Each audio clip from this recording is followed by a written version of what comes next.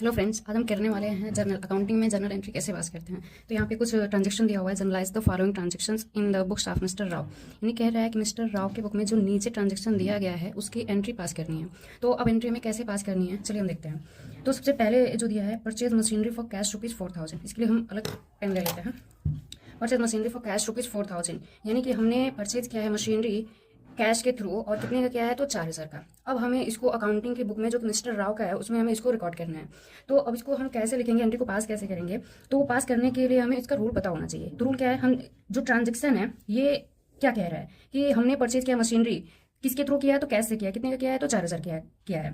तो एंट्री पास करने के लिए हमें दो पार्टी चाहिए कि एक्चुअली ट्रांजेक्शन में हो क्या रहा है। तो हम परचेज कर रहे हैं, क्या परचेज कर रहे हैं, मशीनरी। तो मशीनरी क्या है, तो हमारा एसेट्स है। तो इसका ये रियल अकाउंट का पार्ट है। तो इसका रूल होता है कि हम कैसे लिखेंगे। जैसे हमें डेबिट में और क्रेडिट में लिखना होता है, तो किसको हमें डेबिट में लिखना है और किसको क्रेडिट में लिखना है। तो इसको लिखने के लिए हमारे पास हमें रूल का पता होना जरूरी होता है। तो इसका जो रूल होता है वो होता है what's come in debit and what's goes out credit. यानी कि जो हमारे पास आता है वो डेबिट होता है, और जो जाता है यानी जो एसेट्स की बात हो रही है वो क्रेडिट होता है। तो हम परचेज कर रहे हैं तो मशीनरी हमारे पास आ रही है, तो इसलिए मशीनरी क्या हो जाएगी, डेबिट हो जाएगी। किसके थ्रू होगी, तो ये रियल अकाउंट का पार्ट है, और रियल अकाउंट के रूल के अकॉर्डिंग जो है ये मशीनरी क्या हो जाएगी, डेबिट हो जाएगी। तो अब हम इसको लिखेंगे कैसे। नॉर्मली अगर हम लिखते हैं तो इसको हम लिखेंगे मशीनरी, ये हो जाएगा मशीनरी अकाउंट डेबिट। कितने का मशीनरी हम खरीद रहे हैं, तो 4,000 का।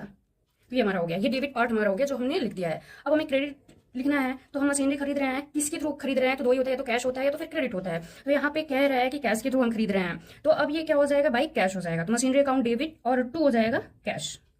क्रेडिट में हम हमेशा टू से प्रेजेंट करते हैं, तो क्या हो जाएगा, टू कैश हो जाएगा। उसके बाद जो है हम इसको थोड़ा सा स्पेस देके और फिर हम लिखते हैं। तो टू कैश हो रहा है कितने का, तो सेम अमाउंट हो जाएगा, कितना, 4,000। तो इस प्रकार से हम एंट्री पास करेंगे। ये इसका फॉर्मेट नहीं है, इसका फॉर्मेट में भी करना होता है। फॉर्मेट जो है हम नेक्स्ट वीडियो में बताएंगे कि कैसे जो है फॉर्मेट में इसकी एंट्री करनी। अभी हम सिंपली बता रहे हैं कि कैसे इसकी एंट्री हम पास करते हैं।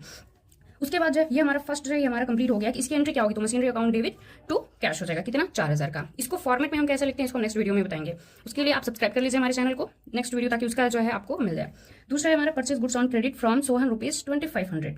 हम परचेज कर रहे हैं, क्या परचेज कर रहे हैं, तो गुड्स परचेज कर रहे हैं। किसके थ्रू, तो ये क्रेडिट हो रहा है, और किससे कर रहे हैं, तो सोहन से कर रहे हैं।